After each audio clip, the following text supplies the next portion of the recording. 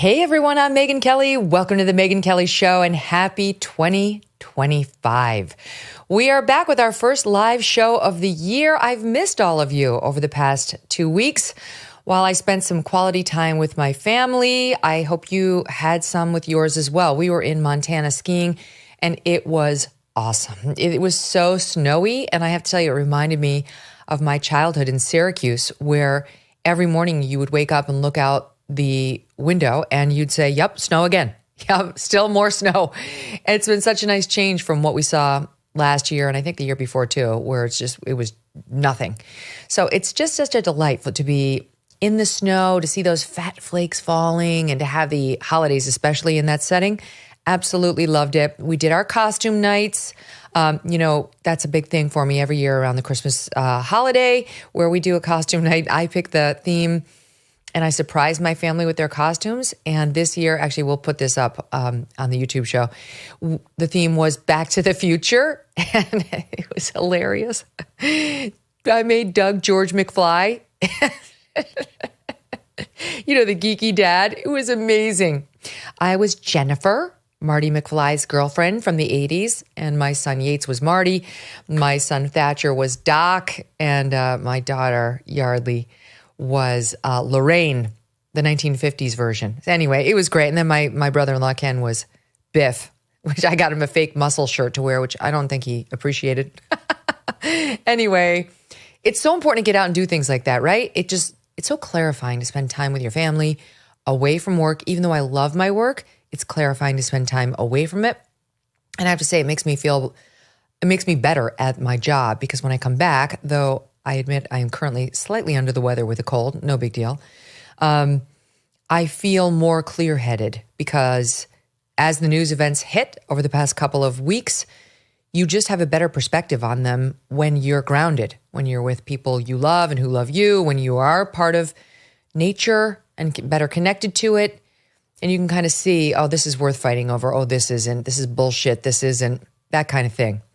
Okay, so let's get to it. We've got two of the best guests in the industry in America to bring you different perspectives today. We're going to kick it off in a minute with Ben Shapiro, and then Glenn Greenwald comes up in our second hour. How about that for a We're Back show? We have got to cover this tragic terror attack, which killed 14 people in the early morning hours after New Year's in New Orleans. We're still learning more about the man who committed the act. And then a couple hours after that, a Green Beret blew himself up in a Tesla Cybertruck outside of the Trump Hotel in Las Vegas, a bizarre story that does not appear to be related to the terror attack across the country in New Orleans, though at first people thought perhaps they were related. Today, however, we have to start with the fact that it's January 6th, and they are literally treating it on the left like it is 9/11. It is ridiculous. I mean, it's got an actual function. It's the day that the 2024 election will be officially certified. But it is more importantly to the corporate media, the day that they will celebrate their favorite anniversary to smear all Trump supporters, and again, to treat this day as though it does live in infamy akin to that of 9/11 or Pearl Harbor. We'll show you an example. Joining me now for our very first show of 2025, we begin with Ben Shapiro, host of The Ben Shapiro Show on the Daily Wire. Don't miss a moment. Subscribe to this show on YouTube and follow me on Insta, Facebook, and X. Did you know that American homeowners nationwide have over $32 trillion in equity? And cyber criminals are targeting it with a growing scam the FBI calls house stealing. House alarms, doorbell cameras, deadbolts, dogs, they won't work against these thieves because they're not after your stuff, they're after your equity. If your title is not being monitored, scammers can transfer the title of your home into their name, then take out loans against it or even sell it behind your back. The best way to protect your equity is with triple lock protection from Home Title Lock. Triple lock protection is 24/7 monitoring, and God forbid, if the worst happens, restoration services at no out-of-pocket cost to you. When was the last time you checked on your title? Likely never, right? And that's exactly what scammers are counting on. Make sure you're not already a victim, and you can get a free title history report as well as a 30-day free trial of triple lock protection today by going to HomeTitleLock.com and using the promo code Megyn, or just click on the link in the description. That's HomeTitleLock.com, promo code Megyn, HomeTitleLock.com. Ben, Happy New Year. Great to see you. Hey, you too. Glad you're back from vacation. Yeah, it's great to be back. All right, so the panty ringing over January 6th and the reminder by President Biden that this needs to stay top of mind in the memory of the American people cannot be forgotten. You know, it's so strange, Ben. I don't remember anybody doing that about the BLM protests, what happened in Portland, the 2,000 cops who were hurt in those riots, David Dorn, who was killed in St. Louis in June of 20. None of that has to be remembered. Just J 6th, which, you know, the alleged police officer death toll, they continue to make up since no police died on January 6th. But they talk about it truly as though it is akin to the 9/11 terror attacks. What do you make of the, as I say, ringing that's going on? Well, I mean, I think that they have to, because I think that what they've demonstrated over the course of the last several years is their complete inability to govern or to be in any way aligned with the agenda of the American people. And so all they've had for years, and this is true going back to 2021 when Joe Biden gave that awful address in Philadelphia where he basically labeled everyone who is Republican his political enemy and an enemy of the Republic. The only thing they can keep saying over and over is that Donald Trump is in fact an incipient dictator, an authoritarian. None of it has the same ring after Trump won. I mean, he won the popular vote and he won the Electoral College overwhelmingly. And so the sort of idea that he attempted a coup and that we narrowly averted the rising tyranny in the United States, that particular narrative was always stupid, but it has died a horrible death at the hands of the American people who themselves voted by a majority for Donald Trump in the last election. And so it rings super hollow this year. It always was hollow, but it rings particularly hollow this year, given the fact that, again, Democrats didn't just lose the presidency. They also lost control of the Senate. They don't have control of the House. And so what exactly is the thing that we are supposed to be commemorating on January 6th? Is it the idea that all Trump voters are akin to the small coterie of Trump supporters, not even the small coterie of Trump supporters generally, the small coterie of the people who were even at the January 6th Stop the Steal rally, who then committed some criminal acts, which again, that's a subset of people who were even at the sort of more riotous portion of the day. I mean, it really is an incredible stretch for them. The fact they can't let it go is, again, a demonstration. This is a party devoid of ideals. It's a party devoid of ideas, and it's a party devoid of any connection with the American people whatsoever. Like, who really is spending today thinking about January 6th, 2021? I know. No, it's similar to how they've run out of real examples of racism everywhere, so they have to make them up. You know, they've run out of examples to make Trump supporters look horrible, so they've got to exaggerate what happened on January 6th to make it into one of the riots that they did, that, you know, I just referenced, and after BLM and after George Floyd. They've got to make it sound like the right. Those are the rioters. Those are the insurrectionists. Those are the ones who are truly a problem.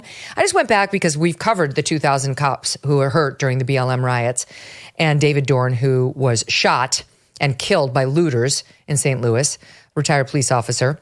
And the number was, after BLM, or after George Floyd with BLM protests, 8,700 protests, 574 at least, that turned into riots with violence and criminality. Violence in more than 62% of the Portland, Oregon demonstrations. More than 62% were violent.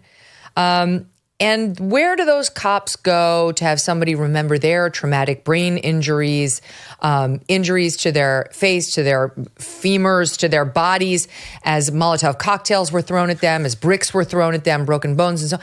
Where? I don't think they're going to get an op-ed by the sitting president in the Washington Post, like we got from Joe Biden today, what Americans should remember about them, about those riots. But what we hear from Biden today is that we must remember the wisdom of the adage that any nation that forgets its past is doomed to repeat it, lamenting that in time, there will be Americans who didn't witness the January 6th riot firsthand, but will learn about it from footage and testimony only. This is ridiculous, Ben. You and I both know that's how we talk about the Holocaust. That is how we talk about 9/11 and things like that. It's an absurdity. It's a true absurdity. And what makes it even more absurd is you mentioned all the cops who were injured during the BLM riots. The cops that have been demonized since 2014 in this country, since really the Ferguson riots of 2014, the number of cops who have been destroyed as human beings, the number of cops who have failed to do their jobs because they were afraid that if they did their jobs, they would then be dragged through the court of public opinion in the ways that Democrats like to do this sort of stuff. That number of cops is incredibly high. And the same week that Joe Biden is doing this routine, crying crocodile tears over January 6th, and we must remember, and the cost to the cops and all this, he gave a Presidential Medal of Freedom to George Soros, who's the number one funder of left-wing prosecutors who have spent their entire careers trying to undermine the cops in every city in America and make it easier for criminals to do their business. This is the same president who just a few weeks ago, during the break, he had a very busy break, Joe Biden. This is the most alive he's been for years, is just before he's leaving the presidency. And now he's doing things like commuting the sentences of 37 out of 40 people on death row because only 3 of those murderers apparently deserve to die. People who rape and murder little girls, they don't deserve to die. Only the Tree of Life shooter and the Black church shooter and the Boston bomber, those people deserve to die. The other 37 who committed atrocities, those people don't deserve to die, according to Joe Biden. He's letting it all hang out at this point. And again, I think it underscores the reason why Joe Biden was so unpopular with the American people, which was they kept trying to sell us the line that he was a kind-hearted, decent old man. And he was never a kind-hearted, decent old man. He was just an old man. He was never kind-hearted. He was never decent. He was always corrupt. He was always venal. He was always bloviating. None of his values ever meant anything at all. And this attempt to sort of retcon his own history and retcon what the Democratic Party has done over the course of the last few years into something benevolent is an utter failure. It's a total failure. And I can't imagine that there are many people who are reading that op-ed or hearing you read it, Megyn, who aren't rolling their eyes so hard they fall out of their head. Mm-hmm. No, if you've been paying any attention to what's happened to the J6 protesters/rioters, and I make no excuse for those who actually committed violence against cops that day, they should and have been punished. But those who just wandered into the Capitol, there's so many who aimlessly wandered into the Capitol thinking that they were allowed there or that at best they were committing a minor trespass. They have more than paid for that very egregious mistake, as it turns out, because the whole world was watching and Biden wanted to make a political point. His DOJ wanted to make a political point. But to hear the media talk about this solemn anniversary, Ben, is to, again, it reminds me of 9/11. Having lived through 9/11, this is what it brings up for me. Here's an example. Regaining power and reigniting fears. In just hours, Congress will meet to certify President-elect Donald Trump's 2024 election win. Happy Insurrection Day. Insurrection Day, when Republicans will certify the election of a president who is constitutionally ineligible to serve in the office, according to the 14th Amendment, this final prostitution of democracy. We shouldn't get comfortable.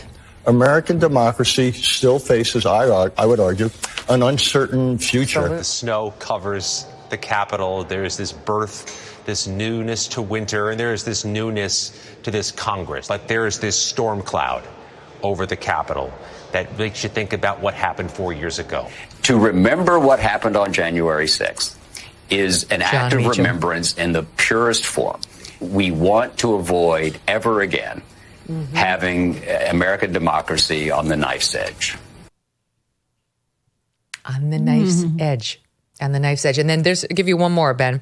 The AP today seems very upset that the Capitol was not left a mess so that we could go back today, 4 years later, and look at the scars and lament how bad MAGA is and its return to power, saying in the lead line, inside the Capitol, reminders of the violence are increasingly hard to find. Scars on the walls have been repaired. Windows and doors broken by the rioters have been replaced. And there is no plaque, display, or remembrance of any kind. In some ways, it's like the insurrection of January 6, 2021 that shook the foundations of American democracy never even happened. Shook the foundations of American democracy. By the way, I love their respect for the property damage that may have numbered in the tens of dollars at the Capitol building.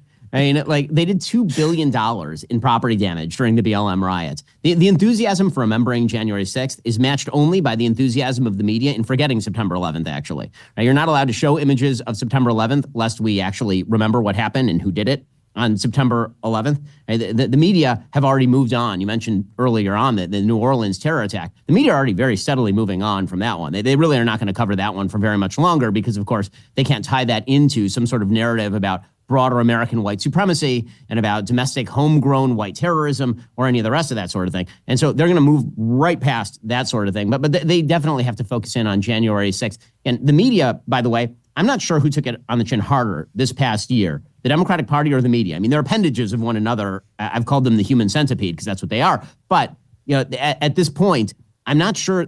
Has anyone, that's the first time anyone actually heard John Meacham saying that thing, Megyn, was you playing it on your show. Because no one is left to watch MSNBC.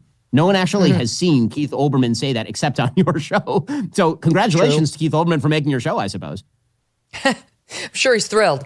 What they're doing in New Orleans is very interesting to me, and we've seen it done time and time again. They're much more interested in what happened out in Las Vegas because that guy was a Trump supporter. Okay, great. We're on to something. Let's talk about Vegas. This guy, he's a nutcase, and he appears to be a right winger. But the guy in New Orleans who's, apparently affiliated with or pledges loyalty to ISIS, it's time to move on. That's really not that interesting, even though 14 people are dead in New Orleans as a result of his behavior. And you had, this is while we were on break, or I was on break, but on January 1st, you had the FBI agent Althea Duncan, who's in charge of the Bureau's New Orleans field office, come out, stopping short of even calling it a terrorist attack. Here's that.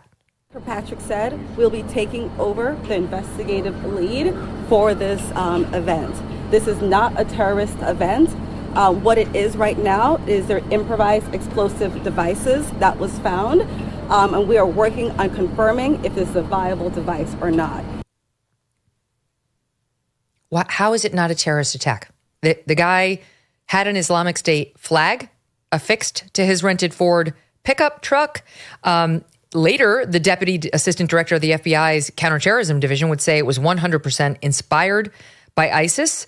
The 42-year-old behind it, Shamsuddin Jabbar, who was a U.S. citizen from Texas and an Army vet, had apparently pledged his allegiance to ISIS via the New York Times. So you tell me how it's not a terrorist attack.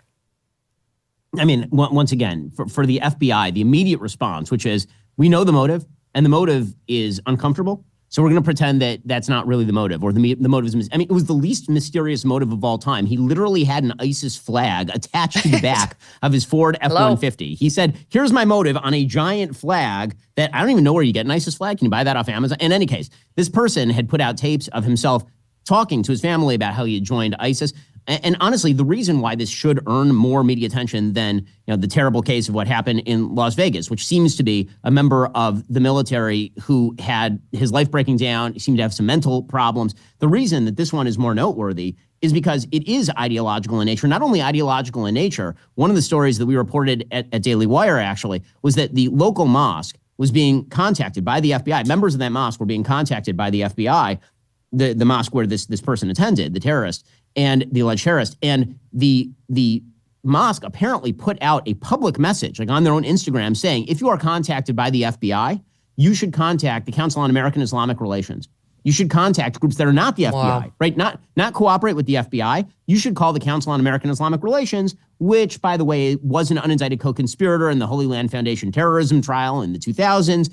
The Council on American Islamic Relations original foundation was by people who were closely associated with Hamas. Like, there are actual real systemic problems in the United States with radical Islam. And that's something that people really don't want to talk about, which, of course, is the same sort of thematic that you're seeing in the UK right now, right? You're seeing this sort of breakout into the open because Elon Musk is going after Keir Starmer quite properly. But I think that so much of what you're seeing in the West right now is revolt against the assault on common sense that we've been seeing for legitimately decades here in the West. The revolt on common sense that says that, for example, mass migration without assimilation is a wonderful idea. The revolt on common sense that says that everyone should be forced to take a vaccine, even if the vaccine is not totally vetted out yet. The assault on common sense that says men can be women, women can be, like, what we're watching right now across the board is this revolt against that thing. And it's happening everywhere. It's happening in the UK. It's happening in France. It's happening in Germany. It's already happened in Argentina. It's happened in the United States already. It's obviously happening up in Canada, where the Conservative Party, if the election were held today, would absolutely wipe out the Liberal Party, where Justin Trudeau just resigned as the head of the Liberal Party, if not prime minister today. Again, something is happening. And that thing is that people across the board in the West are tired of, to use your word, being bullshitted. And I think that now they're starting to fight back in a wide variety of ways, mostly politically. I love everything you just said. There, so much has gone down over the past couple of weeks, and just today, as you point out, Trudeau, which we'll get to. But I was just sticking for a second on the FBI and its bungling messaging around what happened in New Orleans, which was indeed a terrorist attack. Says as follows at National Review. We are being tormented by the FBI's habitual woke incoherence regarding this atrocity. There should be no hesitancy. This is maddening. But in the FBI, as it has evolved since the Obama era, he says an acknowledgement by the Bureau that an attacker may have been radicalized by fundamentalist Islam would implicitly concede that there is something about that ideology that inspires violent attacks against infidels. Can't have that. They're not willing to go there. And that, of course, explains why they're moving on immediately, the media as well, from New Orleans.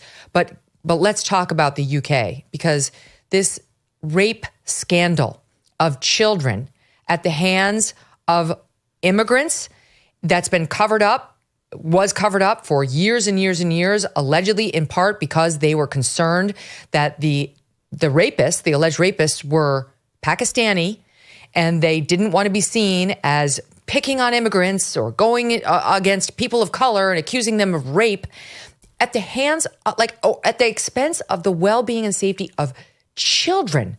Maybe the most pernicious and disgusting example of this woke ideology and this fear of upsetting or offending any person of color or any Muslim that I've seen in decades, Ben. What's happening in the UK is a deep, disgusting scandal. Well, what's amazing about it is that people are denying what it's about. So if you actually look at the history of this scandal, this started to break out into the open in a place called Rochdale in the UK back in 2003. And that was because a 15-year-old girl died. And when there was an investigation into why she died, it turns out that she had been one of the girls who was groomed by these gangs. For folks who don't know this story, basically over the course of literally decades, and there are allegations of this going all the way back to the 1970s, basically over the course of decades, white girls were preyed on by Muslim men in gangs. They were rape gangs. They're not grooming. They call them grooming gangs. They weren't grooming gangs. They were rape gangs, because these are all underage girls who are being traded around by these Muslim rape gangs. And that's what they are. And the media knew full well about this back in 2003, 2004. They knew completely about this. The police knew about it. They knew about all these cases. These were already being brought up in Rochdale, in places like Rotherham, in places like Oldham. It was happening in a wide variety of cities. And as it turns out, the police basically decided that because this would be politically unhelpful, they were going to bury these cases. And so they started blaming the girls, claiming it was the girls' own fault, that they had, quote unquote, consented, even though obviously a 13, 14, 15-year-old girl can't consent. Some of these girls got pregnant by their rapists, 13, 14, 15 years old, and the system totally ignored them. One of the journalists in this case, Andrew Norfolk, who reported for The Telegraph in 2010, he's the one who wrote this big cover story for the UK Telegraph, talking specifically about the extent of the scandal in Rochdale. He knew about the case. He's admitted he knew about the cases back in 2003. And the reason that he did not actually report those cases, and again, these are his words, not mine, is he was afraid that it played into quote unquote right-wing narratives that were going to talk about the difficulties of multiculturalism and the problems with importing vast numbers of immigrants from Muslim countries who are not integrating into British national life and not assimilating. They were afraid that the British National Party, the right-wing party, was going to start increasingly winning elections, that the English Defence League, led by Tommy Robinson, was going to increase its popularity. And so they literally just buried the story. They said for a decade, we are not going to even prosecute these cases. And it took a full-scale decade and more of these cases piling up for there to be any prosecutions at all. The first prosecutions, I believe, happened in 2013. That led to a government study that was finally released in 2014, finding that in Rotherham alone, there were 1,400 girls who'd been preyed on in just that city. In just that, so you're talking about thousands of girls who were raped, white girls who were raped by Muslim men. And the reason it wasn't reported is because it was white girls and because it was Muslim men. Now, again, that would be reported, and talk about reportorial malpractice. Okay, so Keir Starmer was the head of the Crown Prosecution Service for a large part of this period, from 2008 to 2013. Keir Starmer, of course, is now the Prime Minister of Great Britain as head of the Labour Party. And there was a call for the Labour Party, as the head of the government, to now lead a national investigation into these cases, and they denied it. They said, we're not going to do it. Now, to be fair, the Conservative Party had said the same thing. They'd said this is all regional. The regional investigations should go on. But Elon went after Keir Starmer for it, and deservedly so, because Keir Starmer has been part of the system the entire time. And I played tape on my show earlier today of Keir Starmer with the mayor of London, Sadiq Khan, talking about the real problems of the UK in 2024, which include a radical uptick since October 7th in Islamophobia, and Sadiq Khan, the mayor of London, asking Keir Starmer what could be done to prosecute people who are actually engaged in Islamophobia, right? This sort of conspiracy of silence. This is the Christopher Hitchens thing, Ben. This is the Christopher Hitchens prediction come to life, right? Who was out there in, I think, 2009 saying, we have got to call out what's happening in London and elsewhere with the infiltration of this ideology before it's too late. And if we wait too long, all we're going to hear is you're Islamophobic. That's Islamophobia, as opposed to reckoning with the real facts, which is this is not just a religion. This is an ideology that means to conquer. That's exactly correct. And all of Europe is reacting to this, but in ways that the political establishment doesn't particularly like. So in Germany, that means that the AfD, which is a very right-wing party that has always been, sort of called Nazi-esque, but the reason people oppose them is not because of their original roots. The reason they're opposed now is because they're anti-immigrant. The AfD is picking up steam. Obviously, Elon is lending some of his sort of loudspeaker to the AfD and Alice Weidel, who's the head of the AfD. You're seeing the same thing happen in France with Marine Le Pen's National Rally Party, which has been gaining steam in every single election and keeps being blocked by the quote-unquote centrist party of Emmanuel Macron. You're seeing the same thing in Germany, by the way, where the CDU, which is the centrist party, says we won't sit with the AfD. Okay, guys, you keep trying to keep a lid on the biggest issue in Europe in generations, and it will blow. I mean, this idea that you can just tell the people to sit down and shut up and ignore the fact that their countries are being overrun with people coming from places that hate the country, that really hate the country and hate the civilization. People are only going to take that for so long before it really starts to come out in support for parties that are not within your deemed establishment purview. That's exactly right. And we could see it happening. I mean, when Angela Merkel was Chancellor of Germany, she opened the borders. There was a massive influx of immigrants who culturally were about as different from Germans as you could get, and shamed anybody who pushed back against it as an Islamophobe, as a xenophobe, as a bigot. And now they're dealing with the real life consequences of that. Eventually, the people find their voices and say, well, I don't want this. It's one thing. And by the way, we've had plenty of time since then to figure out whether these people want to assimilate or not. Right? They want to pretend that every immigrant, whether it's Germany, Canada, the UK, France, or the United States, is akin to the Irish and Italians who came to America in the early 20th century. That they just want a new life and that they're going to adopt the local culture and, it's melting pot. It's not so. And you're seeing examples like what we saw in the UK, not to mention, look at Ayaan Hirsi Ali, she's obviously one of the greatest thinkers alive, warning in her book, Prey, P-R-E-Y, about what's happening to women and young girls in these European countries as a result of these immigrants. And one by one, these leaders are starting to fall, Ben. I mean, you tell me whether it actually leads to a change in thinking on the left, akin to what we're seeing the left sort of wrestle with in the wake of the Trump victory. I mean, either it will or they won't have any power anymore. I mean, in the country that Ayaan came from, Geert Wilders is now leading the largest party, right? And Geert Wilders is a very right-wing, anti-immigrant and anti-Islam leader in the Netherlands. So again, she was originally from Somalia, and then she went to Amsterdam and now was essentially exiled because they wouldn't give her immigration status because of her perspective. I mean, they essentially decided that she was a persona non grata because of her perspective on immigration, being an ex-Muslim from Africa who had immigrated to the Netherlands. I mean, Ayaan's story is sort of, ahead of its time, but that is the reality that is now besetting, I think, an enormous part of the West.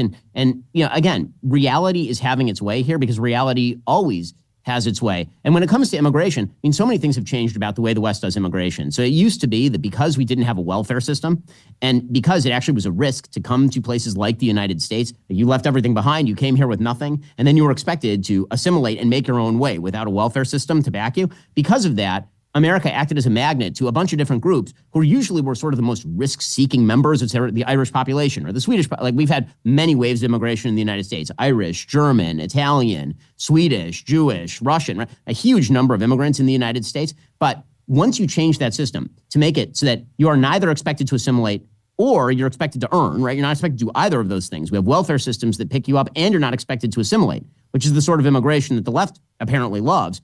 Well, yeah, I mean, the consequences are going to be pretty dire for any civilization that attempts that particular two-step. And those civilizational consequences have been quite dire and pretty terrible.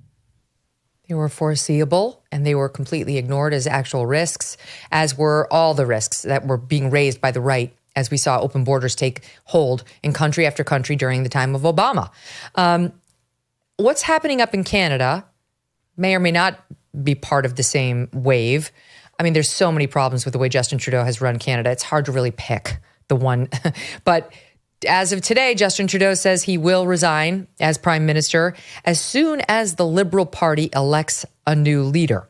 He says his successor will be selected after a nationwide process, which means the Liberal Party will take the lengthier route of choosing a new leader through a grassroots process. It could take several weeks. Means he could be in power for the first several weeks, even potentially months of Trump's presidency, and may have to navigate the imposition of tariffs and so on. But Justin Trudeau has turned himself into a punchline. He is, when I picture effete, feckless man, I picture Justin Trudeau. I couldn't think of somebody less attractive to me as a woman than that man. I can't stand the sight of him. I'm thrilled our friendly neighbors in our evil top hat, as Michael Knowles calls Canada, have come to their senses and effectively forced him to this decision. So what do you make of it? I mean, I think that obviously it's great. I think that the person they're attempting to block from the prime ministership with all of this is Pierre Poilievre, who is phenomenal. I mean, truly he's tremendous. The answer. One of the things, he's fantastic. I mean, one of the things that you're seeing is this crop of new leaders all over the world, ranging from Millet to Poilievre in Canada, to Maloney in Italy, to Wilders in Netherlands. You're seeing like a whole spate of new leaders come to fruition, and that's really wonderful. I mean, Trudeau going, again, he's hanging on through basically parliamentary maneuvering. The way that it works in Canada is that in order for there to be a new election called the snap election, you actually have to have a vote of no confidence. Right now, there are 338 seats in the House of Commons in Canada. The Liberal Party controls 153 of them, I believe. So they have just short of a majority. So they need some outside help from some of the other smaller parties. The Conservatives only have 120 seats. If the election were to be held today, the Conservatives would be expected to win an overwhelming majority of seats in the House of Commons, something like 230 seats in the House of Commons. And then Poilievre would enter the government with a huge majority that requires no coalitional help in order to govern. And so that's basically everybody who's in the current coalition does not want the coalition to fall, because the minute that happens, then the election takes place, Poilievre wins, he walks in with a vast conservative majority. So the idea here is it's sort of like a Biden stepping down in favor of Harris idea here. Basically, Trudeau is planning to step down in favor of a new liberal leader who will be selected, and that way Poilievre has to run against not Justin Trudeau, but against Random McFace over here, who's going to be the new liberal leader. I don't think it makes much of a difference. The mistakes that Trudeau has made, ranging from the authoritarian take on COVID, which led to the trucker freedom convoy, to the treatment of immigration. He's been an open borders immigration guy the whole time. The cost of housing in Canada have increased rapidly.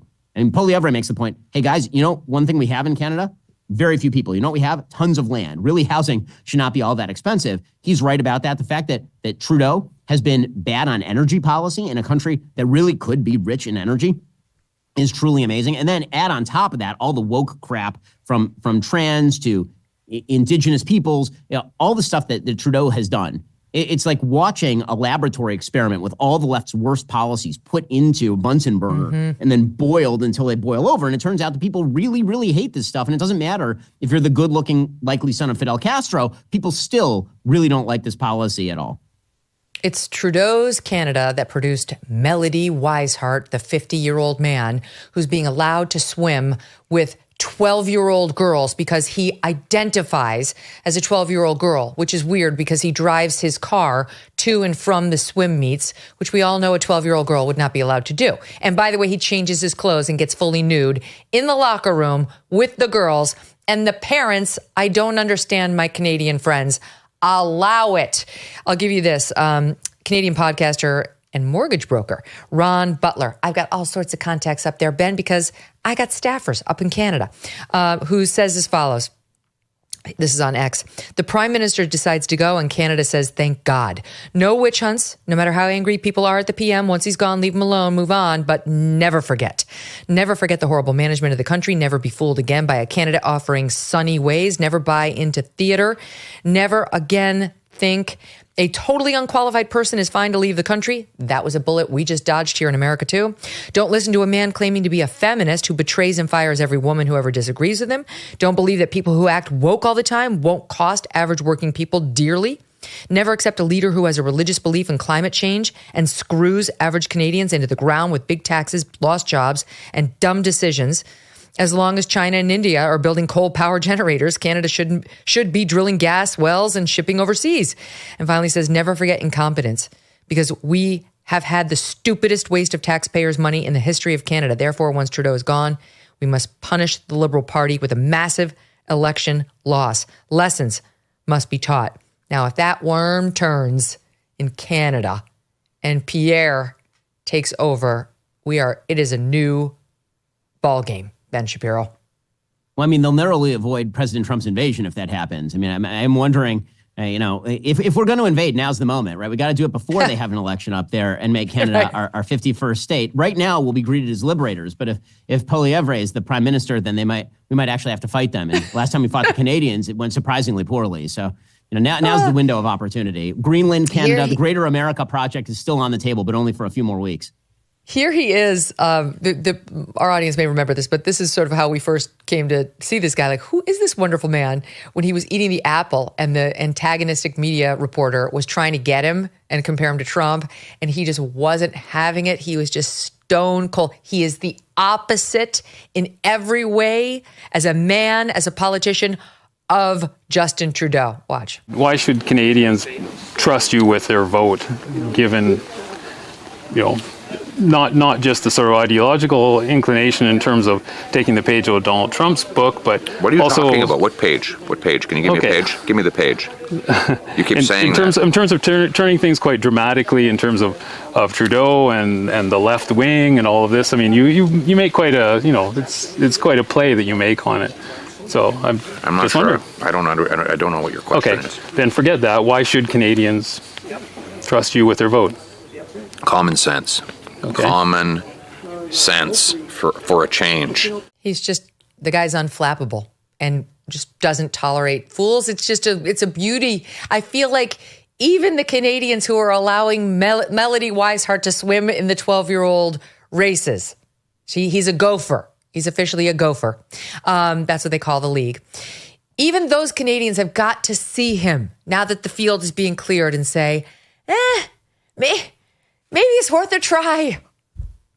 Oh, I mean, that's what the polls show right now. I mean, right now, the polls, according to CBC up there, have Poilievre running at something like 44%, while the Liberal Party is now running at 20%. And that's how much the Liberal Party has fallen off. So, and it goes to show you that, actually just being a steadfast conservative even in a place like Canada, will win you some points. This is what's so amazing about Great Britain is that they can't find anybody to just do that, right? Well, just do that. Like, it doesn't look that hard. I mean, granted, Pierre Poilievre appears to have a resting heart rate of 35, but with that said, he is the fact is that it actually does not seem that difficult to find somebody who has some basic common sense. That, of course, is the thing that I think is underappreciated about President Trump. The media kept playing up the fact that he says wild things on Twitter. But the reality is that most of the stuff that Trump says is very commonsensical because he always shoots from the hip. And when people like Trump shoot from the hip, it tends to be kind of like the common sense thing that you would say. And the same thing is true of Poilievre. The same thing is true of Milei. The same thing is true of Maloney. The same thing is true of Wilder. Saying common sense thing has become illegal in many countries at this point. People are more likely to be arrested in Britain at this point, it seems, for saying a common sense thing than for raping someone possibly. And I think that the blowback to that is dramatic and international. And so it's shaping up to be a really interesting year. Now, in the United States, obviously, that means that now that you have power, this is all about gaining the power. Once you have the power, you have to do the thing. This is where the pedal is going to meet the metal and the rubber is going to hit the road when it comes to President Trump and the Republican Congress. What can they actually get done this year? And there, I think, there are some outsized expectations that I think that we should temper, and we should recognize the reality of a fractious coalition in Congress where you have maybe a 1 to 2 vote majority in the House. But I do think things can get done if people keep their heads screwed on straight. Okay, one of the controversies that I missed while I was out was the intra-GOP fight over H-1 visas, H-1B visas, where we bring over immigrants and we allow them to work at a decent wage over here, largely in tech, data processors and engineers who the tech industry has used prolifically, who Elon defends, Vivek defends, but people like Steve Bannon and our friend Batya Ungar-Sargon, who writes for Newsweek and is much more focused on the working class, has said they don't want, that we've had enough of this, that these are jobs Americans would take with proper training and so on. And here's the thing that stood out to me. Trump sided with Elon and Vivek, basically saying he's always been for these visas. Here's the thing that stood out to me. The Vivek Ramaswamy X post on December 26th. I think I can bring this to you as a former geek yourself, who's no longer geeky. But I mean, you were like the most brilliant person your whole life, who was always crushing everybody in every class. I would love to get your take on Vivek's way into this controversy. Like, you can defend the visas, you can not defend the visas, but my friend Vivek, this is not the way. This is not the way. He drops the following. The reason top tech companies often hire foreign-born and first-generation engineers over Native Americans isn't because of an innate American IQ deficit, a lazy and wrong explanation. A key part of it comes down to the C word, culture.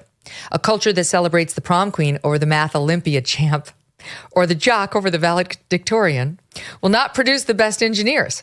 A culture that venerates Corey from Boy Meets World or Zach and Slater over Screech and Saved by the Bell, or Stefan or Steve Urkel in Family Matters will not produce the best engineers.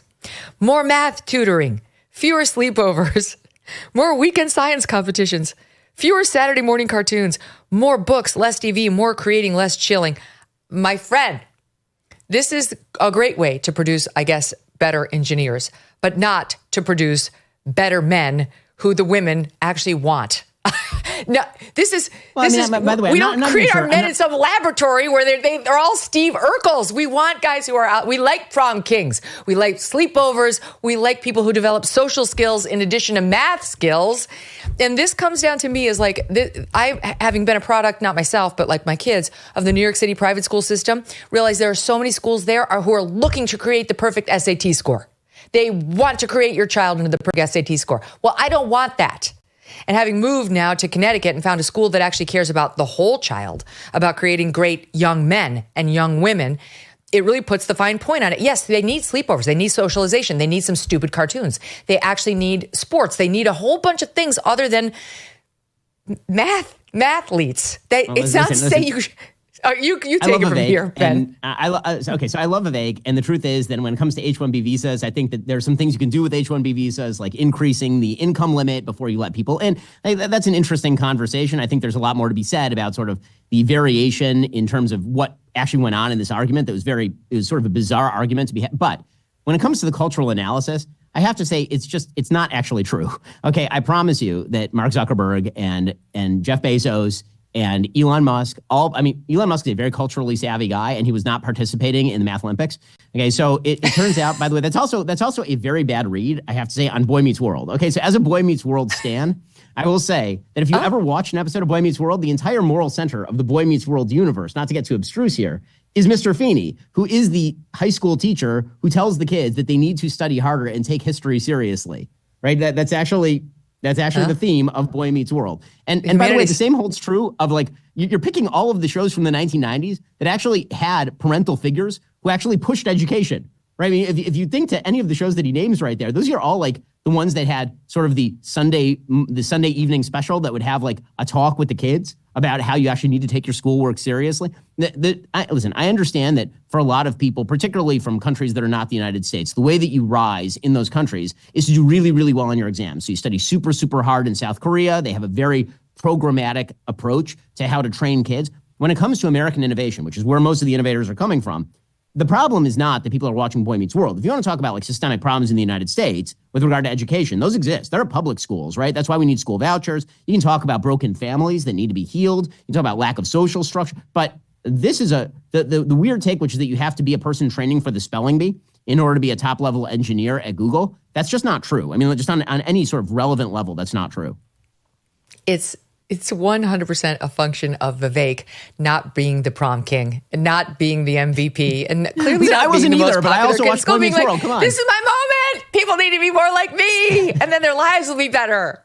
This is my moment. I was definitely not the prom king, okay? Like, I skipped 2 grades and graduated high school when I was 16 and went to UCLA as the smallest, shrimpiest kid at UCLA, right? I was not like the toast of the town, but even I recognize that, like, watching Saturday morning cartoons is not the thing that's preventing people from staffing up Silicon Valley engineering jobs. That's not like the chief problem in the United States. There are trade-offs. I think about this all the time because just given the circles that I'm in and the way, I'm living in these so-called super zips or near these so-called super zips where it's like a lot of wealth and a lot of advantage and privilege. And I always think like, okay, it's great. I definitely, you could turn any kid into the mathlete who never does a sleepover, who's only, doing practice tests and follows the Vivek plan to become the #1 engineer. And you know what? You'd wind up with somebody who's probably not a leader. Because actual leaders who people want to be around and want to elect and want to follow have social skills and really interesting, deep personalities and a wealth of experience and exposure to other people and develop their EQs in addition to their IQs in a way that's really important. Just ask Donald Trump, who I believe is the opposite of a mathlete. It's so small. Mine is so myopic, but it is very clearly Vivek being like, this is my moment. Yes, you need more me. Again, listen, I really like Vivek, and I even agree with some of his immigration takes. This one I don't think was the best cultural analysis. I'll put it that way.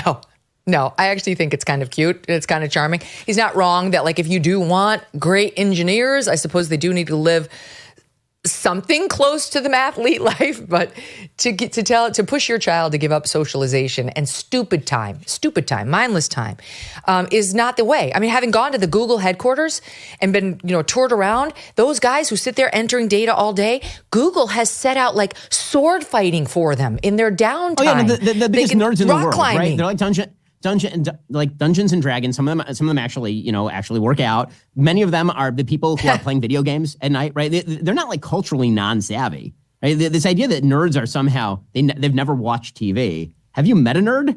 Like, spend some time with the nerds. The nerds watch some TV. Yeah, that's right. Have you met a nerd? Exactly right. So anyway, I look forward to discussing that with him when he comes back on. All right, let's talk about President Biden because he is still president. As you point out, this is the most alive he's been in a long time. And there were a couple of headlines of him. First of all, he's saying he would have won. He never should have stepped aside. This is according, I think it was the Washington Post, or my team will correct me. I think it was WAPO. Anyway, yeah, it was WAPO saying, I would have won. I shouldn't have stepped aside. That was mistaken. But in the meantime, in his final days, he is doing everything possible to thwart the Trump agenda, from striking this deal with certain workers that they can work from home interminably to now making it impossible for us to do drilling pretty much off of the entire East Coast. And Trump tried to undo Barack Obama's attempt to do that to him when he took over. Trump took over in 2016 and Barack Obama had tried to do this. And Trump tried to undo it by executive order. It was challenged in the courts and Trump lost. So there is a better than average chance that Joe Biden's moves will hold. Meanwhile, Trump ran on drill, baby, drill. The American people voted for this. And Joe Biden with his, or maybe it's Joe Biden, maybe it's not Joe Biden. Who knows who's making these decisions, Ben, is doing everything within his power to thwart the wall, to stop the return of the federal workforce to D.C., and this is the latest on drilling offshore. So I actually don't think it's going to work. And the reason I don't think it's going to work is in the interim, since Trump was in office, there was an overruling of Chevron deference, which means that administrative decisions that are overruled, but that they kind of get caught up in this internal procedure, now will go before the judiciary. So it may be that the doctrine has changed in the meantime. So maybe Trump actually has a shot at reversing this in a way he didn't back in 2019. Whatever the case, it is very clear who Joe Biden is, right? Now that everything has been sort of, all the chains have been unleashed, right? He is free and he's running naked through the streets in all of his horrifying glory. And it's terrible. I mean, in every way, from the drilling to the pardons of the murderers to whatever he's going to do on foreign policy, which I think is going to be quite bad in his last couple of weeks. I mean, we are blessed that he is leaving office and we are blessed that his party will have no power. Thank God for the American people, man, because that bleep needs to go. And will. I mean, even Kamala Harris today is out there like, I will certify the results, unlike that loser who refused to do it, right? Like, it's these two. I can't wait to see them leave Washington. I really can't wait. It's going to be a joy. Ben, I'm sorry, however, to see you go. It's a pleasure to see you, my friend. Great to see you. Happy New Year. You too. All right, we're going to stay on Joe Biden when Glenn Greenwald, the number one guest, the most frequent guest on the Megyn Kelly Show, joins us next. Here is a shocking truth about New Year's resolutions. Whether you want to lose weight, improve your energy, or beat that embarrassing post-meal bloat, nothing works if your gut isn't healthy first.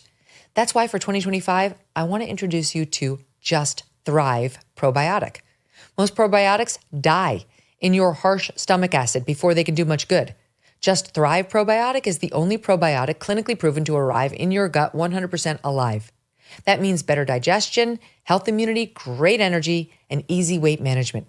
It comes in capsule form or berry-flavored gummies, so there's an option for everyone in the family. Plus, it's backed by an industry-leading 100% money-back guarantee. Love the way you feel or get a full product refund? No questions asked. Ready to transform your health in 2025? Visit justthrivehealth.com and use code Megyn for 20% off your first 90-day bottle. That's like getting a month for free. Justthrivehealth.com, promo code Megyn. Here's to your best health with Just Thrive. Joining me now, the very first guest ever on the Megyn Kelly Show back in September 2020. Soon we'll be at our 5th year anniversary, and one of the most frequent, Glenn Greenwald, host of Rumble's System Update. Glenn, Happy New Year. Great to see you. Oh, and happy January 6th. Happy New Year to you. Yes, we call that Insurrection Day in our household. I forgot that I was your first guest, and I called myself the godfather of this program for some time, but you grew a lot, and I figured that title was no more inappropriate. But yeah, it's always great to be back. It's amazing, the January 6th thing. And you know, right on brand, as we head into January 6th, who gets honored by President Biden, not with the Presidential Medal of Freedom, but with one step down, like the commendation, one under, but Liz Cheney, because what did the Democrats love more than the Cheneys? This is, I think it's important to sometimes underscore how amazing it really is for people who may not have been involved in politics 20 years ago, who weren't paying a lot of attention, who were too young to have lived through it. The policies that Dick Cheney stood for, that Liz Cheney by his side was a vocal advocate of and continues to this very day to justify, not just the invasion of Iraq, though that too, Guantanamo, due process-free imprisonment, kidnapping people off the streets of Europe, torture, CIA black sites. These things were regarded at the time for years as one of the greatest evils in American history by liberals and Democrats. They were calling these people Nazis and war criminals. And to be honest, I was among them. So to watch the commendation not just be about Liz Cheney's heroic role on the January 6th committee, but Biden said 20 years of service in defense of dignity, freedom, and decency, when she's a symbol of these policies that they said at least as bad about as they say of Trump now, is just so indicative of how Democratic Party politics has become so craven and empty. Mm-hmm. It's really, it's pretty galling. And of course, they just want to call attention to January 6th, and they continue trying to sell it as the new 9/11, and the American public is just not buying it, no matter how many Dark Brandon's speeches we have, how many attempts to declare Trump an insurrectionist and keep him off the ballot we have, or how many presidential medals we have given to, nobody pays attention to these civilian medals. It's like Anna Wintour was given him, like, what? How does she get, and I think she got the one higher than Liz Cheney, by the way. There's somebody, yes, I have this here in my packet. Somebody is upset, some leftist is upset that Liz Cheney didn't get what Anna Wintour got. It's CNN medical analyst Jonathan Reiner says, so Biden awarded Liz Cheney a lesser recognition than Anna Wintour, Denzel Washington, and Bill Nye the Science Guy? Indefensible. This is the Presidential Medal of Freedom. No public figure has demonstrated courage in the defense of freedom more than Liz. Glenn. There's so many things to say about that. I honestly don't know where to start. But first of all, just as an aside, because you brought it up, the reason Anna Wintour, the editor-in-chief of Vogue, got that award is because she refused to put Melania on the cover of Vogue, like the first time in years that a first lady hasn't been on there, but put Jill Biden on there twice. So she has made her political affinities very clear. And of course, the Biden administration loves her for that. Okay. We just went through a campaign where Kamala Harris effectively made Liz Cheney her running mate, dragging her all throughout the Midwest as though disaffected, working class people were yearning for a return of the nobility of the Cheneys, as though that's what they were craving. And look, I have Liz Cheney here, and look, I'm going to go to Michigan and remind all of you, the Muslim voters, that I have Dick Cheney's daughter with me too. Remember them? And it failed. And not only did it fail in terms of Liz Cheney, I think the broader point failed of trying to tell Americans that ideology doesn't matter, economics doesn't matter, culture doesn't matter. All that matters is our conception of democracy. And remember January 6th, and it was Liz. Nobody cares. Nobody cares. This is not what people think. It was a 3-hour riot that was easily subdued. It had about 1,000 Trump supporters at most. 2 of them dropped out of a heart attack, 1 of them from an overdose. These were not trained militias. Nobody wielded a gun. To continue to try and squeeze the stone after they just got crushed doing it, January 6th, insurrection, Liz Cheney, they're just so out of ideas that it's almost like they don't even internalize the rejection that they just experienced. So when Joe Biden gave Liz Cheney the award, as there always is when it's Joe Biden and a woman, any woman, could be Betsy DeVos, who came on my show a couple years ago to say that she was in a wheelchair after having hurt her leg, and he basically Me Too'd her forehead. I don't understand exactly, but it happened. To the little girls whose hair he sniffs, to Liz Cheney, Joe Biden doesn't know when to let go of any female in his presence. In this video here, you'll see he's got her by the hand. She's kind of like, give me my award. Okay, I've got the award. She tries to pull away. He won't let go. He's holding on to the hand. At one point, she actually does roll her eyes. She still doesn't have the award. He's still holding on to it. And I don't know exactly what's going on here, Glenn, but it's probably further evidence of the president's decline. I'm just going to give you one more on the back of that one. Last night, he gave an interview. Well, he didn't give an interview. He's caught at the White House on camera, speaking to reporters. This is from Fox News. We went back to look at the original to see what led to this moment. What was it? A question about Debbie Murphy? Somebody asked him a question about what? Oh, asked him about Trump's plan to end birthright citizenship. Okay, that was the question that preceded the outburst you will hear from Joe Biden right here. Listen. Do you still believe he's a threat to democracy? I think what he did was a genuine threat to democracy. My being the oldest president, I know more world leaders than any one of you ever met in your whole goddamn life. What? Wait, what? So what's happening there, Glenn? I'm almost hesitant to say it because, we all have this experience, I think, where somebody in our family or somebody beloved by someone close to us ends up in like the last stages of their life. They're, experiencing various forms of dementia. They go into nursing homes. You talk to any caregiver in a nursing home, and they will tell you that male patients in particular, as they get older, they start doing very inappropriate things. They lose sense of their boundaries, but also they just you can't follow a conversation any longer. And they get very grumpy at the same time, like almost aggressive. That was like, I would have been concerned for my physical safety if I had been in the vicinity of Joe Biden when he was speaking that way, because actually that dementia can make people very physically powerful. True. Megyn, I was going to talk about how the lies that the media told about January 6th, like Brian Sicknick being bludgeoned to death with a fire extinguisher, all those lies that they told. I think it's really worth pausing that if Joe Biden had been reelected, as a lot of them wanted him to do, as the Democratic Party was intending for him to be, he would have 4 more years in this state. 4 more years. He's 82. He would go to 86. He already doesn't know where he is. He has no compartmental self-control. He doesn't understand what's being said to him. And the media and Democrats have spent not just years, but even more so over the last 12 months heading into the election, vehemently insisting that Joe Biden has never been sharper, that he's smarter than everybody in the room, that he's whip smart and detailed focus. And they continue to say it. Simone Sanders said it. Chuck Schumer was saying it just a few months ago.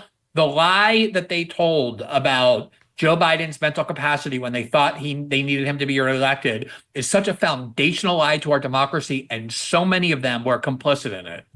Mm-hmm. And yet we had, right as we went to break, PolitiFact saying the lie of the year was Trump's, they're eating the dogs. They're eating the pets. That was the lie of the year, not Joe Biden's fine and can totally do a second term. It was, what a joke. You mentioned a couple of media defenses of Joe Biden's mental acuity. We've got some of that. Here's Simone Sanders on Meet the Press on Sunday. I was very surprised that when you asked the question about mental acuity, he didn't more forcefully push back. The question on the table is the president all the way there? And the answer is unequivocally yes. Democrats in November to try to tell the American people something they could see with their own eyes wasn't true. But it's not true that the president doesn't have the mental acuity. Oh, really? She was referring to Chuck Schumer there, which I'll just play too before I toss it to you, Glenn. Kristen Welker, the moderator, confronted Chuck Schumer over the many lies he told about Biden being a superhero behind the scenes. You know, if only we could see him the way Schumer sees him. He's an Einstein, ready to do rhetorical battle with anybody at any point. Here she is confronting Schumer on it. I want to play you a little bit of something you said last year. Take a look. I talk to President Biden, regularly. Sometimes several times in a week, or usually several times in a week. His mental acuity is great. It's fine. It's as good as it's been over the years. All this right-wing propaganda that his mental acuity has declined is wrong. Leader Schumer, what do you say to Americans who feel as though you and other top Democrats misled them about President Biden's mental acuity? No. Look, we didn't. And let's look at President Biden. He's had an amazing record. He's a patriot. He's a great guy. And when he stepped down, he did it on his own because he thought it was better not only for the Democratic Party, for America. We should all salute him. We should all salute him.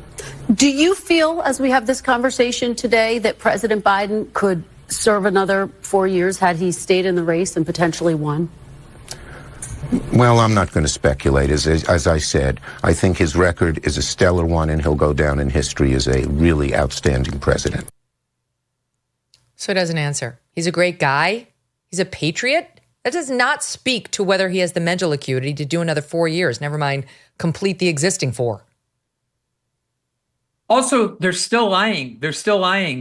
The idea that Joe Biden so patriotically and selflessly decided he was going to step down because it was for the good of the country, he was infuriated that they were forcing him to step down. They threatened him with the 25th Amendment. Nancy Pelosi and Barack Obama were calling every day and intensifying their threats. Nancy Pelosi said we can do this the easy way or the hard way. He's enraged and bitter to this day that they forced him to leave the race. He didn't selflessly do anything, let alone decide he didn't want to run for re-election. The other part of it, though, Megyn, is there obviously have been times when the media has lied to the public about, the war in Vietnam or Iraq or Russiagate, all Hunter Biden's laptop.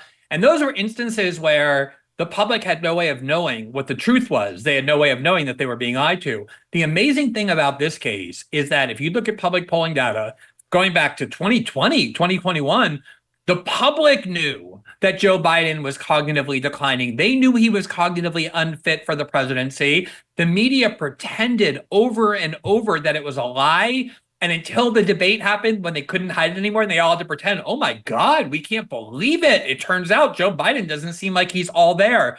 And the amazing part about that is when George Clooney wrote that op-ed that ended up being a significant catalyst to forcing Joe Biden out, which is the weird unto itself. But when George Clooney wrote that, he said when he decided that this has to happen was at that fundraiser they did where Barack Obama led him off the stage. And he said that Joe Biden was a Joe Biden I had never seen before.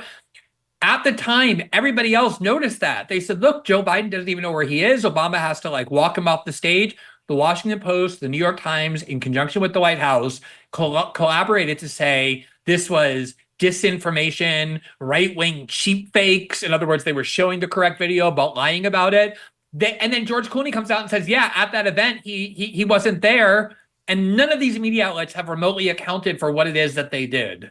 No. And by the way, Kristen Welker is equally guilty because there's a clip of her post the June debate, post the meltdown, defending Biden's mental acuity when she was interviewing Doug Burgum, who was raising serious questions about it. Here's that.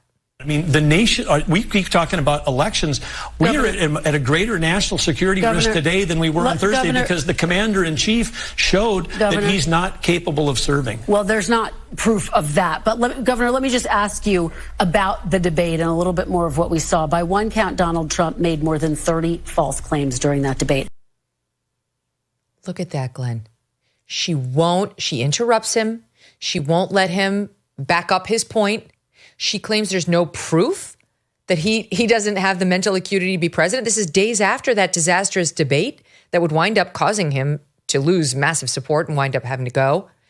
And then why? What is so pressing that she needs to move on to? Oh, Trump told 30 lies. You know, first of all, if you watch her interviews, like her series of interviews since she took over Meet the Press, and it's not like Chuck Todd was any better, maybe just a little smoother, a little more subtle about it because he's been on for so long. Every time she interviews a Trump supporter, every time, that's what she does. She interrupts to try and imply that what's being said is too false to even allow to be on the air. She constantly debates the person she's debating after they say something by saying there's no evidence for it. She then wants to pivot to show how aggressive she is on behalf of the Democrats. She has never, ever interviewed a Democratic Party politician that way, ever, where she's constantly interrupting, explicitly saying they're lying, just like those moderators at ABC News did, where they never fact-check Kamala or anything she said, despite the multiple lies they only give to Trump. And then in this case, again, I have to say, the fact that that was after the debate, every American of any kind of political stripe who was being remotely honest saw with their own eyes, not for the first time, that Joe Biden was not just cognitively declined, but cognitively crippled. And then they're sitting there saying there's no evidence for that. And then they turn around and wonder, why is nobody listening to us? Why is everybody turning us off? Why does everybody distrust us? And they complain about this endlessly, the fact that, there are these other podcasts and independent media that people turn to, and they're so angry about it, they think it's so dangerous that no one listens to them anymore. They never look inward. She should just look at that one interview she did, just that one. And the answer lies right in there, right? So flagrantly. Meanwhile, over at CBS, there is one woman, Jan Crawford Greenberg, who, or maybe she's just Jan Crawford now. I think she may have gotten a divorce. In any event, she stands as a beacon of reason, or at least attempted in this case, when the subject comes up on her network of what the most underreported story of 2024 was. It's interesting because she just had a situation where she took on her network in a tape that was leaked when Tony Dokupoul kind of went after Ta-Nehisi Coates, right, who had spent 10 days in Israel and declared himself an expert and wrote a book about it, which I feel like you should spend more than 10 days there before you write a book. Anyway, the anchor got a ton of blowback and disciplined, and she stood up in this meeting to say, what's our process? Because you had one guy coming on with one POV and he challenged him with a different POV, and isn't that called journalism? Anyway, here she is again on what actually was the most underreported story. Undercovered, underreported. That would be, to me, Joe Biden's obvious cognitive decline that became undeniable in the televised debate. At the presidential debate with Donald Trump. Unquestioned. And, it's starting to emerge now that his advisors kind of managed his limitations. It's been reported in the Wall Street Journal for 4 years. And yet he insisted that he could still run for president. We should have much more forcefully questioned whether he was fit for office for another 4 years, which could have led to a primary for the Democrats. It could have changed the scope of the entire election. Yet still, incredibly, we read in the Washington Post that his advisors are saying that he regrets that he dropped out of the race. That he thinks he could have beaten Trump. And I think that is either delusional or they're gaslighting President Biden. What do you make of that, Glenn? Well, just add one thing, on what you said with that interview with Ta-Nehisi Coates, and even going back to Kirsten Walker's interview of Doug Burgum. I actually think that journalists should be adversarial when they're interviewing people that way. The problem is they have to be adversarial to everybody. That's supposed to be the role. Right, people with influence, people who come on. And if you're only adversarial when one view is being expressed but not the other, that's when questions arise. That's your agenda. I bring this up every time, not to praise you, but just because it's true. I remember back in 2014, 2015, when I didn't even know you, And there was a political profile of you, and that's one of the things I said about you is like, just take a look at how she interviews Republican politicians. I know you loved DeSantis during the campaign, but interviewed him extremely aggressively because that's your job. And the problem is so often they don't do that job. They do it only for politicized ends, not journalistic ones. As for the whole, we should have covered this more, she's of course right. But I think there needed to be a discussion because it's a little bit easy to say now about why wasn't there more coverage of that? There were a couple of reporters who were trying, like Alex Thompson at Axios. He was Axios. I think, one of them. I know you might as well just confuse them. They're the same. But yeah, Alex Thompson, I think he's at Axios now. He was at Politico. He was on this for a long time. And the problem was, and I was thinking about this when I was listening to Kristen Walker too, is if you're one of those journalists who deviates just a little bit, if you're in corporate media on television, in the op-ed page of the New York Times, Washington Post, and you deviate just a little bit, you actually do start asking those questions, you get mobbed, attacked by the people who you think matter, namely liberals. And it's a very aggressive and effective form of discipline to say, if you do your job, we are going to spend 3 days on Twitter, demonizing you, attacking you, trying to ruin your reputation, and no one wants that. And so they get into this mindset of, oh, I better perform the way everybody expects me to perform, which is tell anyone defending Trump that they're lying, interrupt them, say we can't have those lies on the air, and then switch to defending Biden. And so much of that dynamic was about that. So I'm glad Jan Crawford said that, but I think they needed some self-reflection. Like, why was that so uncovered? Now they're closer to doing it than ever because they lost. So now you can see they're genuinely thinking, okay, some sincere soul searching might be in order so that we don't lose again. It's not so that they can save their reputations or do good journalism, Glenn.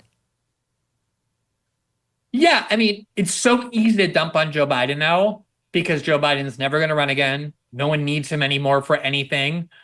And ever since he was forced out of the race, they kind of started turning on him. But here's the thing. Kamala Harris, as vice president, was not only one of the closest people to Joe Biden, at least in theory. I mean, she met with him all the time, that's for sure. But she also has a constitutional duty as vice president. There's the 25th Amendment to alert people if the person who has all this power, who's running the executive branch, who's the commander-in-chief of the armed forces, is incapable of doing the job. And not only didn't she do that, she was one of the most overt liars in defending Joe Biden before he dropped out, insisting that he was sharp as a tack and all of that.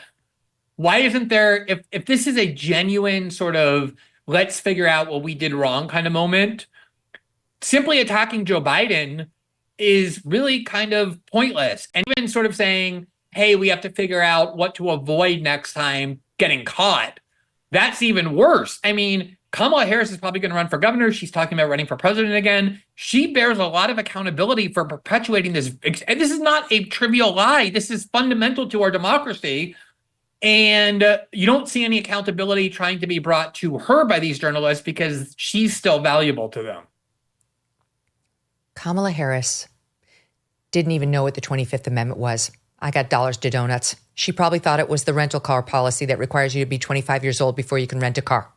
This woman was out there, couldn't even lead the Senate in the Pledge of Allegiance a couple of days ago. She doesn't even know the pledge, or she says it so infrequently, she forgot it in the moment. I'm sorry, but it was ridiculous.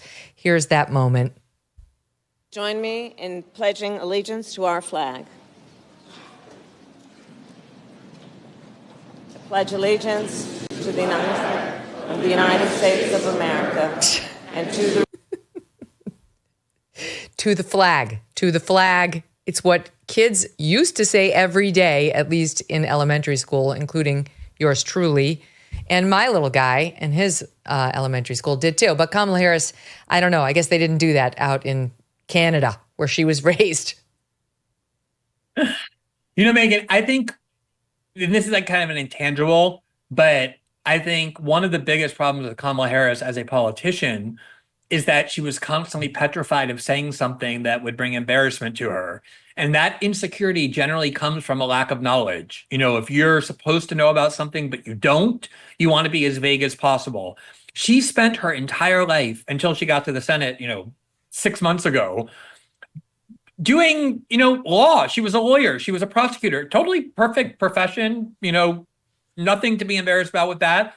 all she knew, though, all she really knows is the law. She knows criminal law. She knows how to prosecute, or at least she knows about prosecution.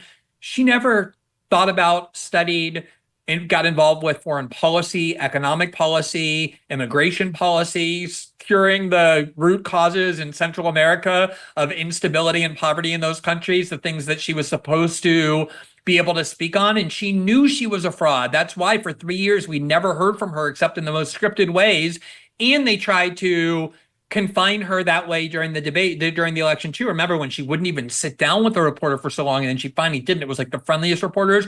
And her worst moments were often with the friendliest reporters, like on Stephen Colbert and The View, when she's like, I wouldn't be different than Joe Biden at all. I can't think of anything that I would have done differently.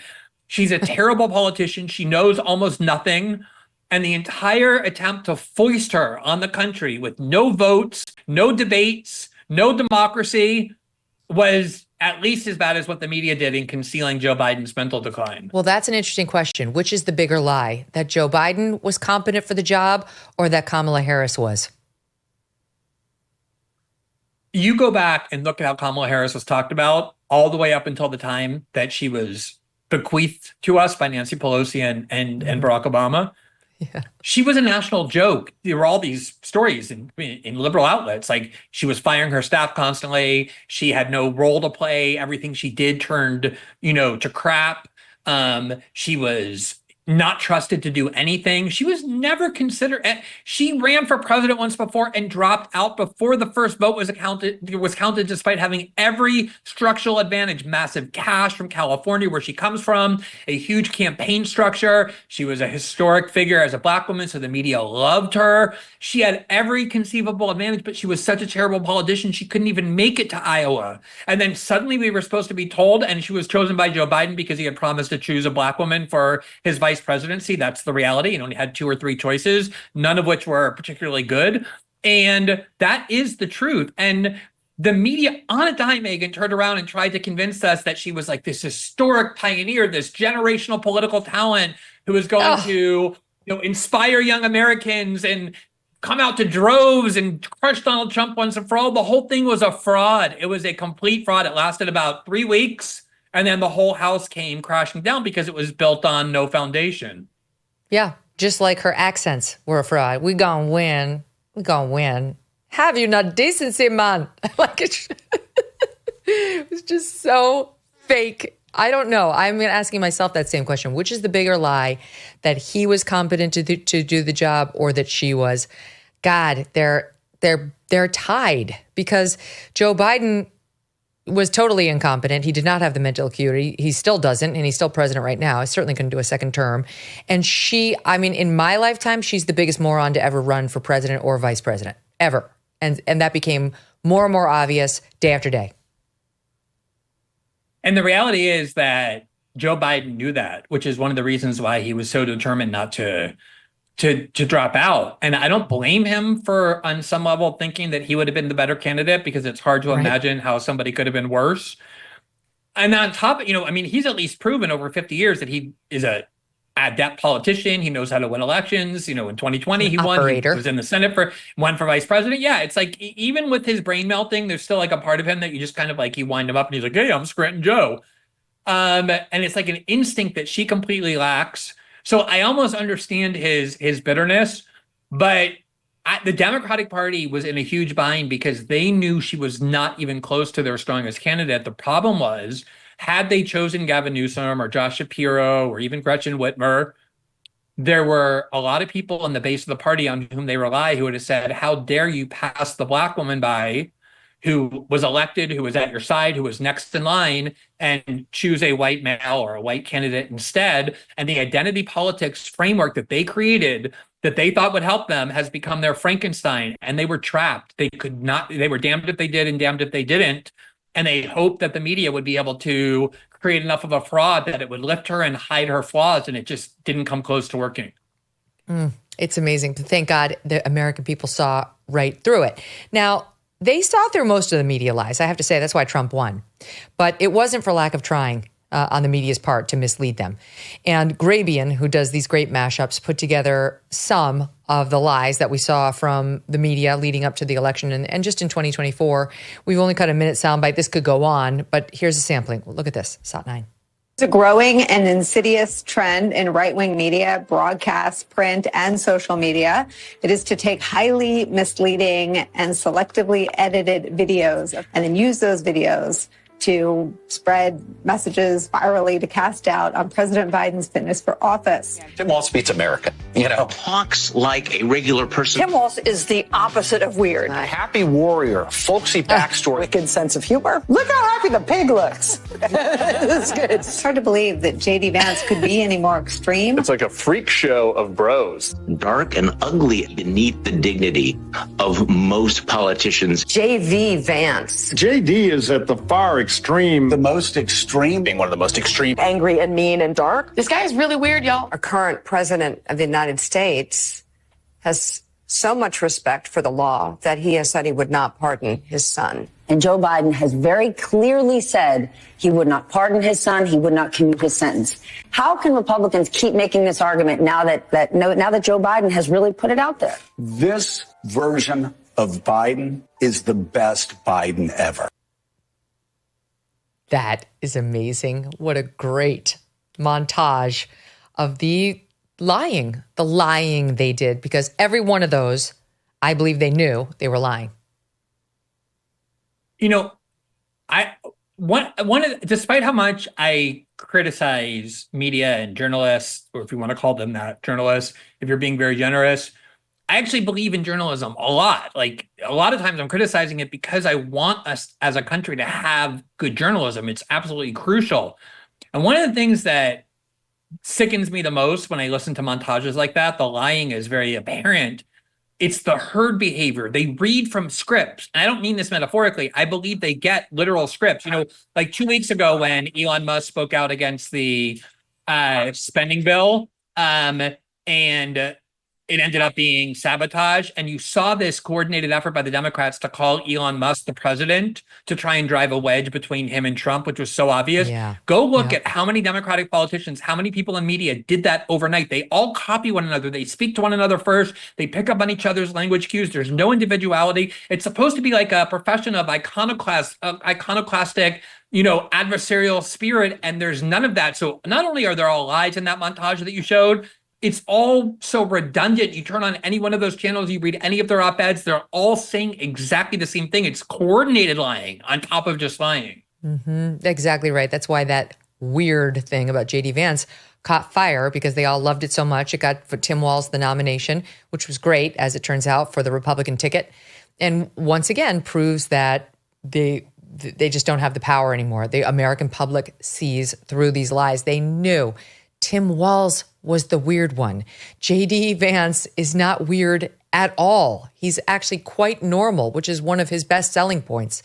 Now, that's the Democrat Party. The Republican Party does not and has not for a long time marched in lockstep.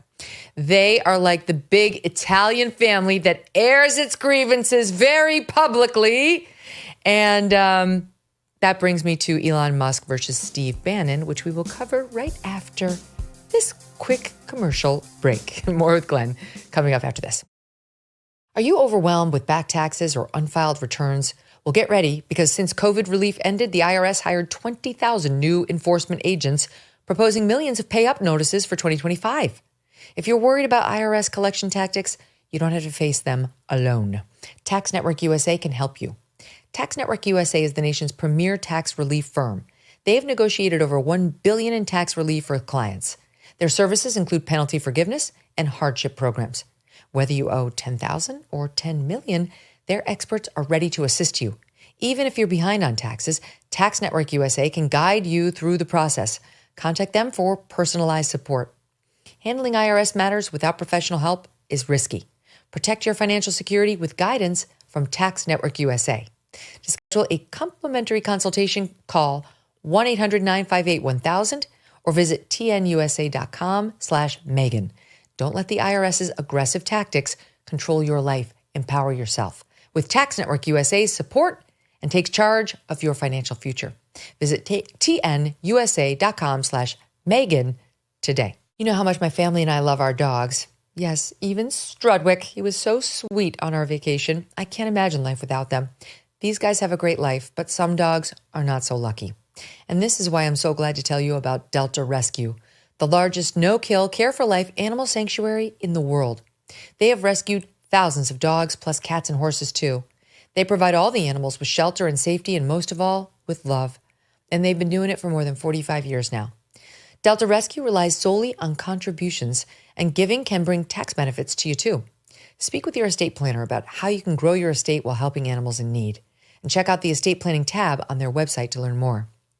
We love our Thunder and Strudwick, but would like for other dogs who need love to find it too. Visit deltarescue.org today to learn more. That's deltarescue.org. Glenn, I mentioned this with Ben Shapiro, but there was an intra-party fight that erupted over the past 2 weeks when it comes to H-1B visas, which allow foreign workers to come over to the United States and work here. And it was Musk and Vivek versus Steve Bannon and some core MAGA or working class supporters too on whether these are a good thing or a bad thing. Trump ultimately sided with Elon, but it kind of emerged after the weird Vivek tweet into more of a fight between Elon and Bannon. Those two, behemoths doing rhetorical battle. And here's just an example of what Bannon said to Elon Musk on Bannon's show, not directly, but into the ether. SOT 21. You need to study modern political history of the fights we've been through for 12 or 14 years to get to this spot. We're not having group hugs. We're not having pats on the head. I've said many times that Elon came and Elon's money helped organize the grassroots effort. In his engineering mind, he saw what the problem was as we saw it, and he supported it. And for that, he gets a place at the table. There's no doubt. You should. They're recent converts. But the converts sit in the back and study for years and years and years to make sure you understand the faith. Don't come up and go to the pulpit in your first week here and start lecturing people about the way things are going to be. If you're going to do that, we're going to rip your face off. Oh boy, Elon had tweeted, I don't know that this was directly to Steve Bannon, but had tweeted, "The reason I'm in America, along with so many critical people who built SpaceX, Tesla, and hundreds of other companies that made America strong, is because of H-1B. Take a big step back and fuck yourself in the face. I will go to war on this issue, the likes of which you cannot possibly comprehend." So, two extremely strong messages from two extremely strong messengers, both close to Trump, both within the GOP. Your take on it? I think it's very healthy, despite obviously the political rhetoric sometimes gets overheated. That's just the nature of people fighting about things that they strongly believe in. When the reason I got interested in the Trump movement in 2016, I'd never found Republican politics interesting before that, to be perfectly honest. It was the Republican Party of George Bush and John McCain and Mitt Romney. It was very predictable, very kind of staid, very pro-establishment. Was because Donald Trump in the 2016 campaign, which remember was architected by Steve Bannon, Bannon's vision was to cleanse not just Washington or the Democratic Party, but the Republican Party of a lot of its most central, sacred orthodoxies. Steve Bannon's plan for Donald Trump, as soon as he got into office, was to raise taxes on the largest corporations and the richest, use that money for a bipartisan infrastructure deal that would renew America and put people back to work. And then number three, bargain with that to get funding for the wall. That was Steve Bannon's nationalistic populist vision. He ended up losing a power struggle to Jared Kushner, a much more kind of traditional Republican. And the first Bush administration, Trump administration ended up doing things like cutting corporate taxes and the like. But that was the ethos out of which the MAGA movement began. It's the reason why they hated Jeb Bush and the Bush family and those Republican lobbyists, and why Trump was able to mow one of them down after the next, despite all Republican establishment money behind everyone except him. And this conflict that absolutely still exists, there are a lot of people who are very, very wealthy, who see themselves as citizens of the world, who are part of these gigantic corporations. Elon does business in a lot of places with Tesla, like China and India. They have a very different worldview than the nationalist populists who got behind Steve Bannon and whose vision is very, very different on things like immigration. And you see this playing out, and you're going to absolutely see it playing out. And it's so ironic, Megyn, because you ask any liberal and they'll say, oh, the MAGA movement, conservatives, they're a leader worshiping cult. Everybody is told what to do. They get into line behind Trump. That's such projection. That's what the Democratic Party has become. The Democratic Party used to be that chaotic, but it's not any longer. It's a party of lockstep adherence. All the action of ideological conflict and vibrancy and political debate is on the right. Mm-hmm. It's so funny to watch. Like Bannon, you got to hand it to him, has a way of condensing the issue. Like converts sit in the back, and then Elon, not one to be trifled with the fuck your face, I will die on this hill. Like it's on. It's going to be a dramatic and fun and consequential, hugely consequential 4 years. Quick sojourn back to January 6th day. They just did certify the Electoral College results without a single objection. The joint session took roughly 30 minutes, and Donald Trump will be sworn in as the 47th president of the United States, yay, on January 20th of this month. Not everyone's happy about it, and many people would like us to be more focused on the insurrection that he personally unleashed, if you ask them. As we discussed earlier, they think it's as bad as like the Holocaust, and you don't have to take my word for it. Here is Sunny Hostin of The View. January 6th was an atrocity. It was one of the worst moments in American history. And when you think about the worst moments in American history, like World War II, things that happened, like the Holocaust, chattel slavery. Yeah, the January 6th is right up there next to the Holocaust and slavery, Glenn. Just imagine how demented you have to be to believe that. But I can go back and show you right around January 6th. I'm sure you covered it for a year or two after, at least. Most Democrats were comparing it to Pearl Harbor and 9/11, saying this was the worst attack. I mean, this is such insane desperation. This is the sort of thing you do when you don't have anything to offer, and you just hope by being as melodramatic as possible that Americans are going to side with you. And I mean, imagine what it's like, Megyn, to wake up every day, go into their jobs. Remember, all the way up until the election, the main theme was Trump is Hitler. Trump's generals called him fascist. All that he wants to put Liz Cheney in front of a firing squad. He's going to be a dictator on day one. Imagine saying those things over and over and over, and nobody listens. Trump crushes the Democrats, and you have to confront your own impotence, your own pointlessness, the fact that nobody trusts you any longer. They're fighting it. I'm not saying they're engaged in self-reflection, but deep down they know how discredited and pathetic they are, and they brought it all upon themselves with things like this. Mm-hmm.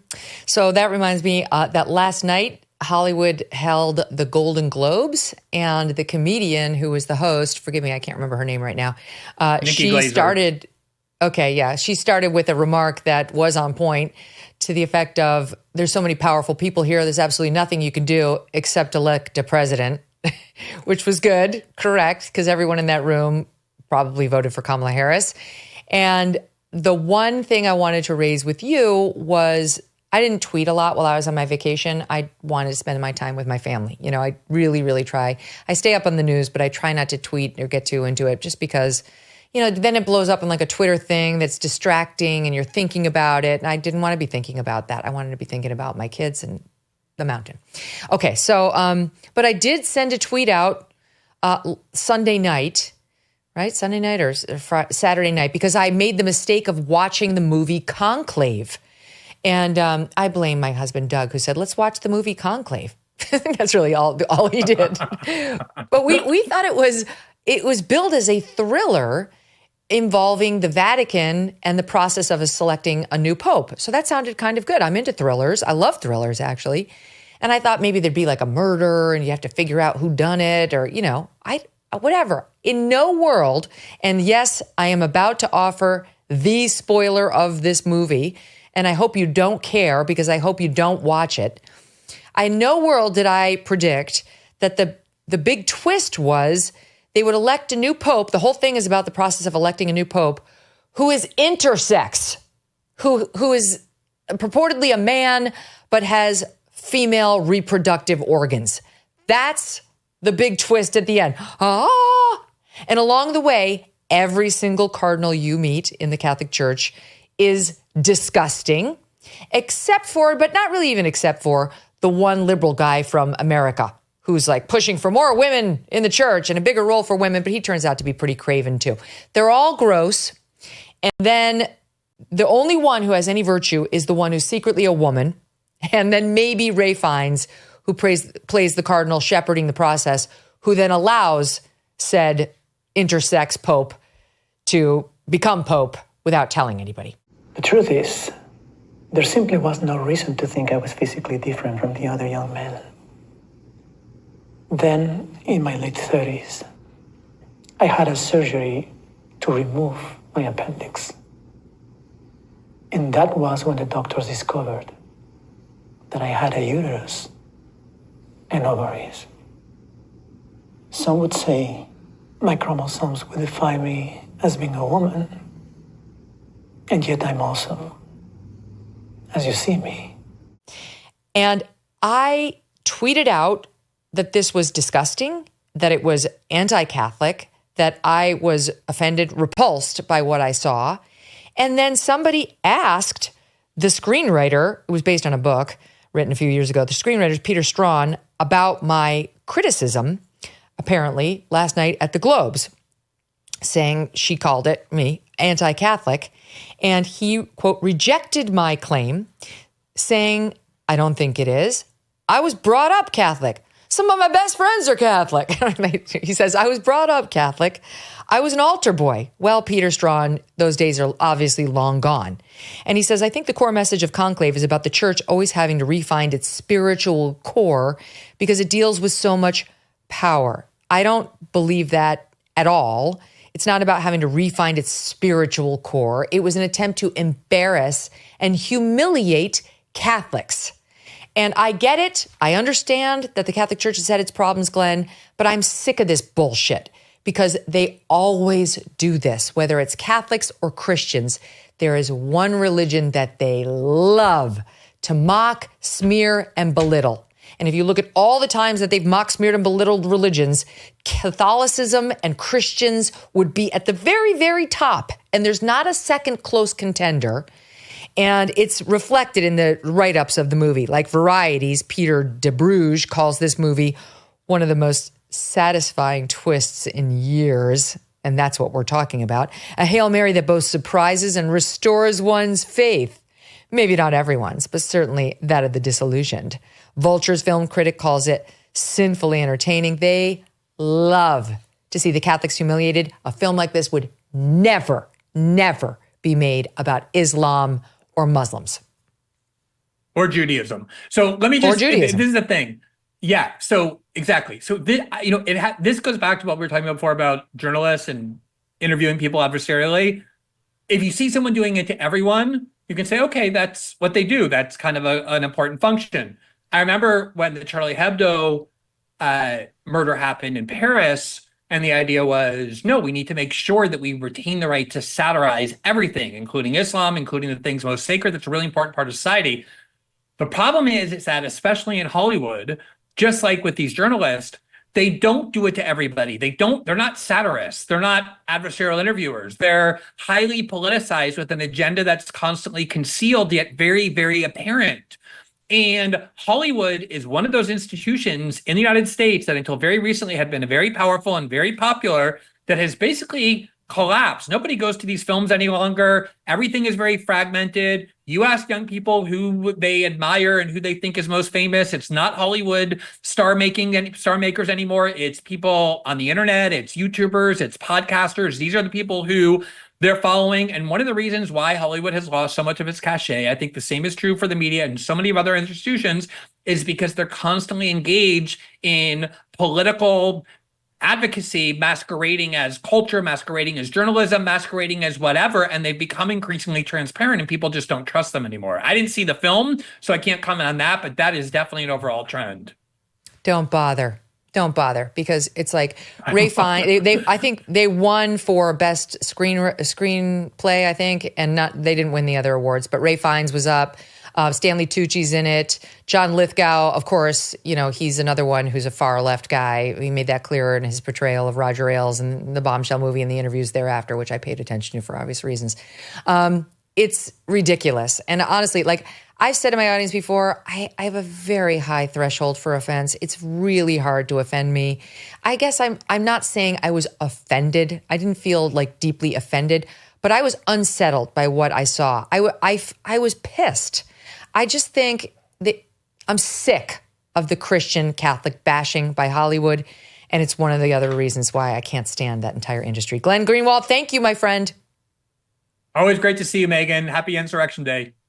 You too. All right, before we go, Bye. Speaking of Hollywood, guess what? Tomorrow we have an exclusive interview with Brian Friedman, my lawyer, my friend, and the lawyer who is now representing Justin Baldoni in a massive lawsuit against the New York Times around Blake Lively and her allegations against Justin.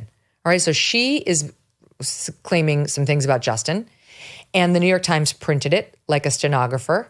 And now Justin, through Brian Friedman, is suing the New York Times, and Brian is here in an exclusive and explosive interview tomorrow. Don't miss that.